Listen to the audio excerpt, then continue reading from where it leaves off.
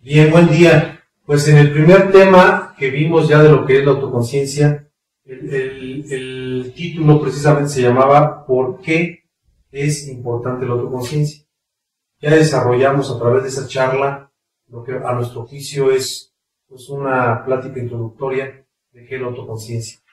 Como una primera plática ya sobre este tema en concreto, sobre esta serie de temas en concreto, vamos a hablar de lo que a nuestro juicio como estudiantes gnósticos de aquí de Corregidora y que somos los que estamos trabajando en la página www.lagnosisdoy.com, pues es importante conocer qué es, a quién se le aplica el karma.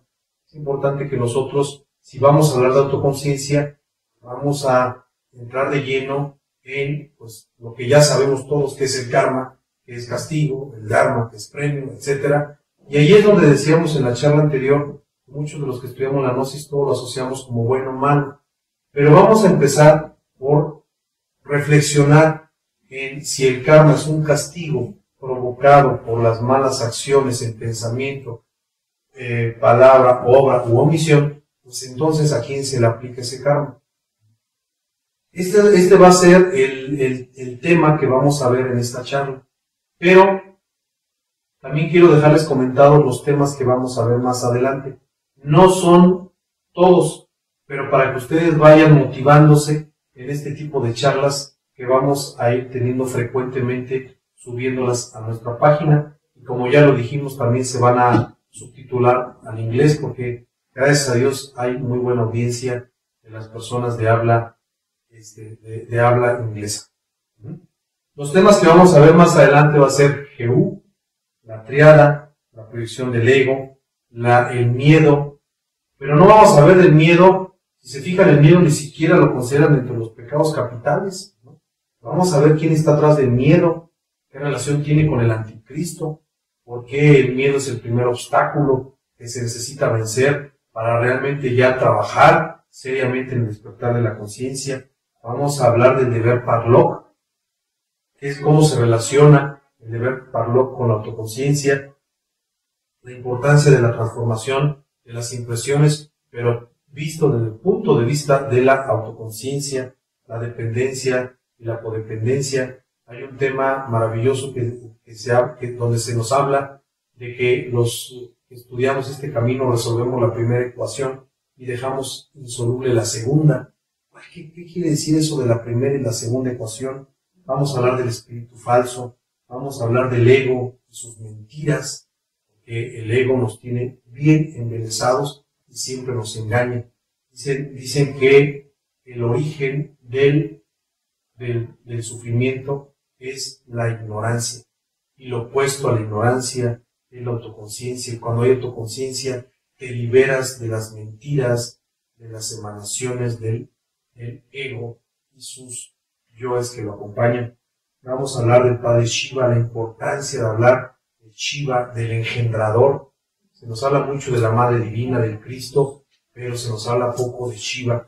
No quiere decir que se nos hable poco porque así deba ser, o porque se les haya equivocado los maestros mencionar de Shiva. No, porque es uno de los grandes misterios. Cada quien lo tiene que ir descubriendo. El maestro Samael decía que él había dado la parte introductoria y el resto lo teníamos que descubrir cada quien en su fuero interno. Vamos a hablar del sabor del ego, que tiene que ver también con las mentiras. Vamos a hablar de cómo se le debe agradecer a la divinidad. No basta decir gracias, cómo se le agradece autoconscientemente hablando, y muchos otros temas. Uno más que nos llama la atención, Pisti Sofía. Ese libro maravilloso, Pisti Sofía. ¿Qué significa Pisti Sofía? ¿Y qué es lo que vamos a encontrar páginas adentro? Maravilloso, que tiene que ver obviamente con el trabajo profundo sobre nosotros mismos, que el maestro dejara de velar, y que desafortunadamente ni aún así muy pocos son los que lo entienden, ¿no? Los que lo entienden. Nosotros estamos haciendo esfuerzos por entenderlo, pero nos hemos dado cuenta que a los ojos de la autoconciencia todavía se entiende más. Bueno, para entrar ya en esta charla, ¿a quién se le aplica el karma? Nosotros hemos ya conversado sobre este tema con el trabajo, el poquito trabajo esotérico que tenemos, con la autoconciencia que vamos logrando alcanzar, educir en nosotros mismos y que, pues dicho sea de paso, es apenas vamos empezando, ¿no? Aquí no venimos con poses de maestros, los maestros son otros. Hay muchos que sí son maestros, bueno, pocos para lo que es la humanidad, pero nosotros somos estudiantes, aún así tenemos algo que aportarle al pueblo gnóstico, porque los años que llevamos aquí, y eso nadie nos lo puede negar, el trabajo serio, honesto, intensamente vivido, nos ha arrojado también palabras para aportarle al movimiento gnóstico. Entonces, ¿a quién se le aplica el karma? Pues ya sabemos que existe dentro de nosotros la personalidad, la esencia y el ego. ¿Quién de ustedes nos quiere comentar cómo veías tú o cómo ves tú, Julieta, a quién se le aplica el karma? ¿Por qué se nos aplica el karma? Primero, ¿por qué se nos tiene que aplicar un karma? ¿Por qué nos castiga? No sean así, Por ¿no? ser blancas palomitas. Por ser blancas palomitas. Bueno, pues el maestro nos ha explicado varias veces, ¿no? Como por qué se nos tiene que aplicar el karma, que es una medicina, que lo debemos ver como algo positivo, como algo liberador, pero nosotros lo vemos como un castigo terrible, doloroso, que no podemos con él, o sea, nos hace sufrir enormemente. Y esto a mí me llevó durante años a creer que se le aplicaba al ego. Durante años yo creí que el ego, por ser el malo del cuento, porque yo notaba como cuando alguna situación que vivía, y obviamente el que me hacía sufrir era el ego, pues yo decía, le aplican el karma, ¿vale? ¿No? O sea, está el ego, es el que tiene que sufrir, es el que tiene que morir, y es el que le aplica el karma. Es lo que por mucho tiempo pensemos. Ustedes qué opinan para esto, este análisis que estamos haciendo, que bueno, ya lo hemos comentado, pero que es muy interesante cómo durante años viví engañada con esa idea y con esa convicción en el trabajo constante, y que yo decía, es que si duele es ego, seguramente va a morir, y haciendo oración y pidiendo, pero cero autoconciencia, eso sí. Interesante lo que comentas, Julieta. Mira, cuando a un niño está muy malo, tiene temperatura, anginas, de repente la mamá ya no tiene opción y lo tiene que llevar al médico y le tiene que poner una inyección. Tú explícale a un niño de 3 o 4 o 5 años que esa inyección lo va a curar. Y el niño dice, a mí no me vengas con eso, a mí no me inyectas, porque le duele. Y chilla y patalea. Sin embargo, uno como papá dice, mijito, aunque me duele en el alma ver que te duele, tengo que permitir que el doctor te lo ponga, porque es lo que te va a curar. Entonces el karma es lo mismo. Nos lo aplican para nuestro progreso espiritual. Es positivo, aunque nos duela. Si nos duele, en la gran mayoría de los casos, es por falta de autoconciencia. Y otra cosa bien interesante que ya en el tema de lleno comentaba Yuri, que pues sí, muchos de los que llegamos a la gnosis decimos, pues el karma se tiene que aplicar al ego. ¿Por qué? Porque pues, el ego es el mal. ¿Ustedes cómo lo veían o cómo lo ven? Tú, Viri. Pues, por ejemplo, yo el karma incluso lo veía con ese miedo a, pues, a la ley, ¿no? Porque, pues, a lo mejor ahorita uno, sobre todo, recién entra uno en la gnosis, no tiene ego, no trae nada cargando, es la mejor persona que puede existir. Y no nos ponemos a reflexionar que, pues, a lo mejor en esta vida, según nuestro panorama, no hemos hecho nada así como tan grave, ¿no? Pero no sabemos, por la misma inconsciencia, qué hemos hecho en todas las anteriores, porque por supuesto que hemos pasado por todo, hemos estado arriba, hemos estado abajo, hemos sido salvajes, bárbaros, de todo, ¿no? Entonces, pues era como ese miedo a no saber cómo podía ser, o incluso a ver a la ley divina como es la humana, ¿no? Así de dura, y cuando la divinidad, pues, con toda su misericordia nos da como muchas oportunidades para que, como tú bien mencionaste el ejemplo de la mamá, o sea, la última opción, entonces ya que vaya al doctor, que lo inyecten antes, busca otra forma de que el niño se recupere. Entonces, de la misma forma, la divinidad nos manda nuevamente ciertas pruebas, ciertas situaciones para que nosotros reaccionemos y nos demos cuenta, ¿no? Entonces, cuando no sucede así, no queda de otra más que karma. Pero siempre era ese miedo a, o sea, qué podría pasar, ¿no? ¿Qué es lo que debo, ¿no? Y también hasta el juzgar un poco como todo lo que vemos a nuestro lado, como por qué se permite cuando se ve el tema del karma, uno dice, con razón. Pero noto que también, conforme uno va avanzando, hay una línea muy delgada, también de volverse insensible. Y entonces justificar, que decir, está pidiendo esto, es su karma.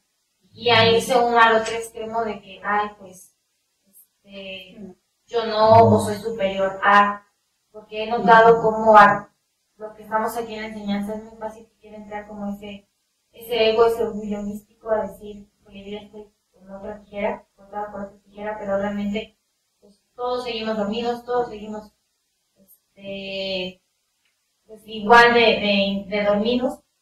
Entonces, sí necesitamos esa autoconciencia para irnos liberando de todo ese, principalmente miedo, que es lo que yo noto, que era lo que me atormentaba mucho en cuestión al karma.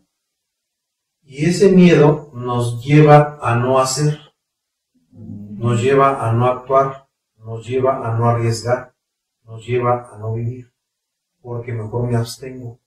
Y como dicen, únicamente no se equivoca el que no trabaja. Entonces yo no vivo mi vida porque pues es malo.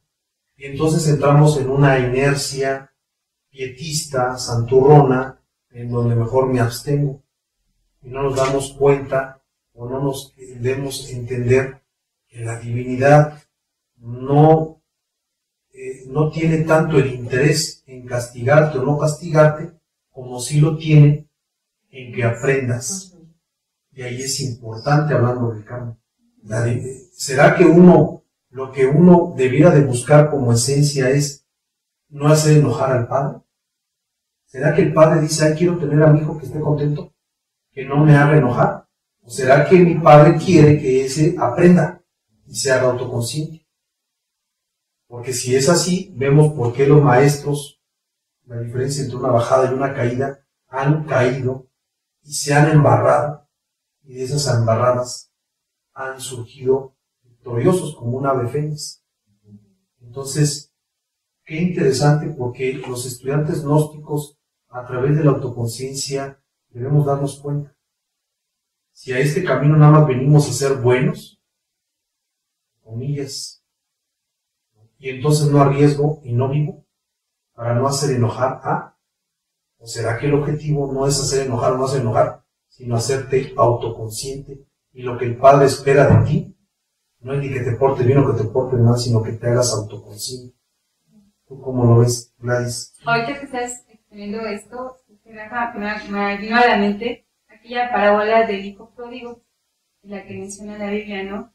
De que existe el hijo bueno, que se queda con el papá, y existe el hijo aquel que al ser entregada su fortuna se va y la despilfarra en el mundo terrenal, pero regresa al padre, y el padre lo recibe con pompa y gesto. Entonces mucha gente diría, ¿cómo es eso de que se quedó el hijo bueno, que siempre estuvo, que nunca se arriesgó? Porque lo hemos comentado en algunas otras situaciones en el que el maestro también lo menciona, el que no quiere arriesgar, realmente no gana. Y en estos estudios pues hay que arriesgarlo todo para poder esperar realmente lo que haremos bien para nosotros. Pero ahorita que comienzas eso del miedo, de que nos invade el miedo por hacer, por no hacer, pues obviamente es producto de la ignorancia, porque como no conocemos, creemos que todo es bueno o todo es malo, y Normalmente nos queremos ubicar del lado bueno, que nos vean bien, todo aquí abajo, todo de forma exterior, cuando, como lo vamos a comentar un poco más adelante en el Pablo, pues nuestra principal función va hacia adentro. Entonces, pues obviamente esta cuestión de aquí se le aplica el karma, es muy importante que la reflexionemos, porque efectivamente, como lo mencionaste, hay muchos temas que no se van a ver tan de forma abierta. Esta oportunidad de los temas de autoconciencia es maravilloso que lo empecemos a aprovechar, porque han sido en muchas ocasiones pues experiencias de cada uno de nosotros, o en su mayoría más de uno, como lo ha compartido, y que si eso no hubiese acontecido, nosotros no lo tendríamos, como diríamos, compartir y experido para poderlo comprender y compartir lo que está haciendo ahora. Antes de entrar ya otra vez ya de lleno al tema del ego, que ahorita tocó Julieta, me viene a la memoria cuando estuvo aquí unos días la señora Isis y Tony, me comentaron muchísimas anécdotas del maestro Samael y de la maestra Itinerante. A mí se me hicieron maravillosas. Ahorita recuerdo que me decían que había un instructor gnóstico, que no era el único, muchísimos se rasgan las vestiduras, y llegó muy molesto a decirle a la maestra Itinerante que por qué ella fumaba. Y la maestra le dijo, mira, no, ahorita tengo quien vaya por mis cigarros, pero si en algún momento no tengo quien vaya por ellos, te doy 5 pesos y vas por ellos. Te vienes a espantar de que yo fumo, que porque eso es un ego, ¿sí? Y no te espantas de la vida que llevas. Y eso a mí me siento como un ostión cuando le echan limón, de cómo vemos la gnosis de una manera tan simplista y tan estúpida, de pensar que la gnosis nada más es, voy a tomar café, el ego del café. Ya ven que una vez nos tocó ir a una conferencia de una persona que no digo su nombre, apaguen el ego celular. Ay, no me amenaces, ¿no? O sea, como si eso fuera la gnosis, ¿no? Entonces, agarro un cigarrito, ese es un ego, ¿no? Digo una palabrita un poquito subida de tono, es otro ego. O sea, sí nos damos cuenta, o sea, venimos aquí como a, mejor me porto bien. No nos damos cuenta, no tenemos ni idea que el despertar es rebelde, revolucionario, y no es para hacerse payaso, ni pietista, ni santurrón, ni mojigatos, ¿no? Entonces, tantas anécdotas, otras me las tengo que reservar, porque yo creo que mucho, y ya las hemos comentado aquí, pero nos espantaríamos a veces de ver la vida tan radical y directa de un maestro, ¿verdad?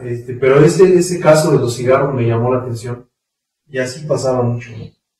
Así pasaba mucho, hablando precisamente del karma, de que muchos vivimos para no tener karma, y aquí no venimos a no tener karma, aquí venimos a algo superior, que es a despertar, que es a hacernos conscientes, que es a pasar más allá del karma y del dharma. El mismo maestro Samael lo dice, el Cristo siempre está por encima de los leones de la ley. Conste que la maestra es una juez de la ley, sin embargo, pues también es una testificada, lleva un proceso maravilloso, profundo, que nada tiene que ver con las poses de Santo Domingo. Es interesante dejarlo claro. La autoconciencia también nos va a ayudar a que el gnóstico tiene de todo, debe tener de todo, menos de poses, menos de andarse fijando en vasitos de agua tibia, como decíamos Samael, en bañitos de agua tibia, y andarle viendo que los ellitos al otro. Yo que ahorita estoy cruzado con el pie y no traigo mi zapato puesto, pues ya es un ego del zapato, ¿no? ¿Te acuerdan que una vez vimos en internet, porque hasta en el tema, en la clase nos sirvió, no digo nombres, pero nos sirvió de mal ejemplo, de una persona que estudia la gnosis, que se abocó a enumerar los yoes de cada ego. Había unos tan absurdos, no sé si me ayudan. ¿Qué decía? Unas como cosas. yo acaricio, en el caso de entraba ahí en el De la lujuria. El de la lujuria, el yo acaricio, el yo abrazo, Yo tomo de la mano. el yo tomo de la mano, Yo saludo de beso. yo saludo de beso, hágame el favor. No puedo decir groserías, quizá, porque apenas es el segundo tema, pero sí dices, eso no es gnosis. Esto no es gnosis. Vamos a hablar del trabajo serio. Vamos a enfrentarnos a nosotros mismos y vamos a dejar. Aún así, andaba frustrado esta persona porque no le llegó a los 12,000, que decía el maestro Samael, cuando no tenemos ni idea, cuando hablan en forma simbólica, alegórica, etcétera, etcétera. Bueno, cabalística. Decía Julieta que ella pensaba que el karma se le aplicaba al ego. ¿Quién pensaba que el karma se le aplica a la personalidad? Porque en el tema pasado, Viri decía que la personalidad es el vehículo por el cual se manifiesta pues, el ego, porque debiera manifestarse la esencia, pero se manifiesta el ego. ¿Quién piensa que entonces a la personalidad se le tiene que aplicar el karma? Ahí hay que tener cuidado, porque el maestro Samael dice que en el karma en la personalidad se deposita el karma, en la personalidad se deposita el karma, pero ¿a quién se le aplica el karma? ¿Se le aplicará a la personalidad? Yo durante mucho tiempo creí eso, en parte también por lo que decía el maestro, porque luego somos muy dados a tomar todo literal, ¿no? Lo dijo el maestro así, pues así es. Y no, siempre el maestro lo dejaba como que nos daba la capa de encimita a la superficie. Ajá. Y luego nos dejaba a nosotros para que lo buscáramos, para que realmente lo confirmáramos y, ok, sí es así. Yo mucho tiempo pensé también era la personalidad, porque dije, pues bueno, te hablan de personalidad, esencia y ego. Yo creo que muchos cuando entramos en la enseñanza, el ego lo vemos, pues, lejano, ¿no? Como en otras personas. Uno no tiene nada de ego. La esencia, ni siquiera sabemos qué es eso. Yo creo que nadie entrando se siente esencia. Se siente lo que sea uno, pero esencia nunca. Y cuando te describen lo que es la personalidad, pues uno está identificado con su personalidad, ¿no? O sea, yo soy Max, tengo tantos años, estudio esto, trabajo en esto y así, ¿no? O sea, todo eso me engloba mi total, ¿no? O sea, como que yo soy esto, yo soy mi personalidad. Entonces, pues si a alguien se le va a aplicar el karma, pues es a la personalidad, porque pues la personalidad es la que está siguiendo al ego. La personalidad, que es como yo me concebí en ese tiempo, es quien comete los errores, quien es víctima de las circunstancias, quien es todo. Entonces, por lo mismo, el karma viene a afectar a la personalidad.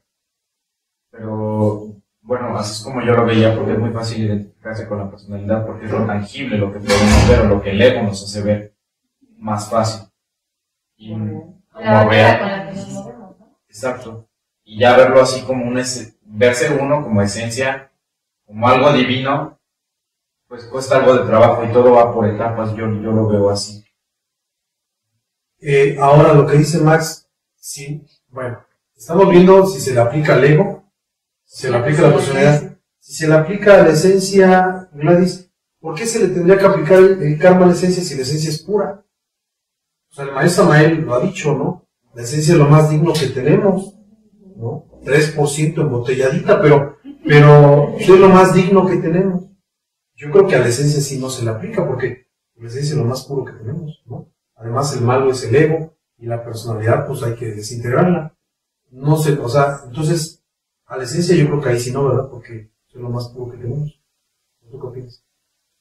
Pues yo pienso que a la esencia se le aplica por la cuestión de que viene a aprender. Y en el camino por aprender, pues suele equivocarse. Desafortunadamente, al ser un 3% de conciencia despierta y el resto embotellada, pues obviamente tiene cierta debilidad, o mucha debilidad. De tal manera que es fácil caer en el engaño y la identidad selecta. Es un tema que vamos a ver más adelante. Perdón que te interrumpa. Dices que 3%, pero entonces, ¿por qué cayó de un 100 a un 3? ¿Quién lo provocó? Todo esto lo sabemos que es provocado por la vida. Nosotros bajamos a aprender, porque en el lugar en el que nos encontrábamos no estábamos conscientes, estábamos de cierta forma dormidos, de tal manera que no éramos plenamente conscientes de la felicidad de la que gozábamos.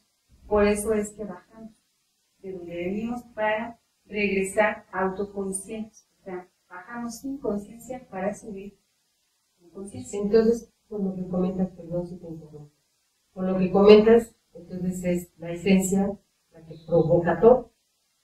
La debilidad Por su debilidad. Como que fue la debilidad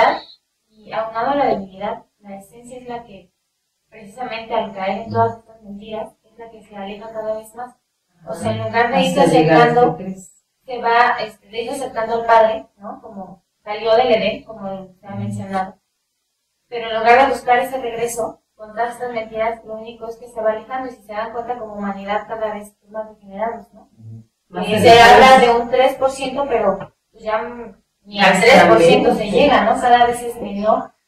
Entonces, por eso es a la esencia, por esa divinidad, por esa, sí, a no buscar, a no tener realmente esa voluntad de seguir y esa autoconciencia. ¿Se acuerdan de una frase que decía la divinidad? Vosotros fuisteis dioses, mas os habéis olvidado. También se acuerdan cuando el maestro Samael decía que los hijos del primer sol fueron devorados por los tigres, es decir, por la sabiduría, es decir, por la autoconciencia, y se emanciparon. Y a partir de ahí, la segunda, tercera y las otras razas se fueron, un gran grupo, ya no pasaron las pruebas, porque el maestro decía que la virtud se prueba con el oro se prueba con el fuego y la virtud con la tentación. Entonces podemos decir que en una época prístina la esencia fue bombardeada por pruebas, por tentaciones para hacerse autoconsciente, pero los débiles, que somos los que aquí estamos ahorita poblando la faz de la tierra, somos los rezagados. Los otros ya se emanciparon porque fueron producto de su propia autoconciencia. Entonces, qué interesante. El karma, entonces, ¿a quién se le aplica? Miren, si se le aplicara al ego, dicen que la naturaleza del ego siempre será izquierda. Es como si tú vas, ¿se acuerdan que hay un cuento que dicen que alguien que encontró a un escorpión ahogándose en el mar, ahogándose en un río, y lo toma con su mano para salvarlo? El escorpión lo pica y le dice, pero ¿por qué me has picado si yo te salvé? Porque la naturaleza del escorpión es picada. La naturaleza del ego es izquierda. Si le van a aplicar un karma al ego y el karma es medicina, ¿será que el que va a aprender es el ego? No. ¿Será que la que va a aprender es la personalidad cuando esa se desintegra con el tiempo?